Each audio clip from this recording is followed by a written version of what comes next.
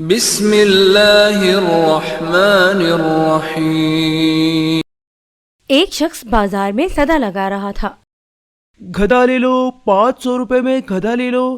گدھا انتہائی کمزور اور لاغر قسم کا تھا۔ وہاں سے بادشاہ کا اپنے وزیر کے ساتھ گزر ہوا۔ بادشاہ وزیر کے ساتھ گدھے کے پاس آیا اور پوچھا، کتنے کا بیچ رہے ہو؟ اس نے کہا، آلے جا 50,000 کا۔ بادشاہ حیران ہوئے۔ اتنا مہنگا گدھا، ایسی کیا خاصیت ہے اس میں؟ وہ کہنے لگا، حضور جو اس پر بیٹھتا ہے اسے مکہ مدینہ دکھائی دینے لگتا ہے۔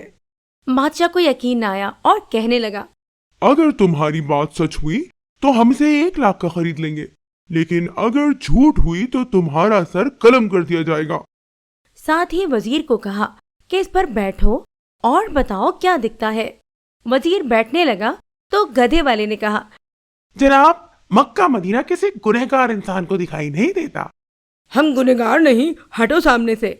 یہ کہہ کر وزیر گدھے پر بیٹھ گیا، لیکن کچھ دکھائی نہ دیا۔ اس پر سوچنے لگا کہ اگر سچ کہہ دیا تو بہت بدنامی ہوگی۔ اچانک چلایا، سبحان اللہ، ماشاء اللہ، الحمدللہ، کیا نظارہ ہے مکہ مدینہ کا۔ بادشاہ نے تجسس میں کہا، ہٹو جلدی، ہمیں بھی دیکھنے دو۔ اور خود گدھے پر بیٹھ گیا۔ دکھائی تو اسے بھی کچھ نہ دیا، لیکن سلطانی جمہور کی شان کو مد نظر رکھتے ہوئے آنکھوں میں آنسو لے آیا اور کہنے لگا، واہ میرے مولا، واہ واہ، سبحان تیری قدرت، کیا کراماتی گدھا ہے، کیا مقدس جانور ہے۔ میرا وزیر مجھ جتنا نیک نہیں تھا، اسے صرف مکہ مدینہ دکھائی دیا، مجھے تو ساتھ ساتھ جنت بھی دکھائی دے رہی ہے۔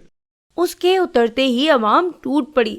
کوئی گدھے کو چھونے کی کوشش کرنے لگا، کوئی چومنے کی، کوئی اس کے بال کاٹ کر تبرک کے طور پر رکھنے لگا، وغیرہ وغیرہ۔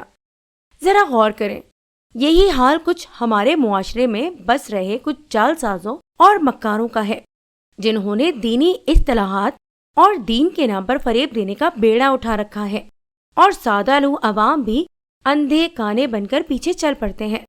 اللہ پاک ہم سب کو سمجھ اور عقل کی توفیق عطا فرمائے۔ آپ کا بہت شکریہ کہ آپ نے اپنے قیمتی وقت میں سے کچھ وقت نکال کر یہ ویڈیو دیکھی۔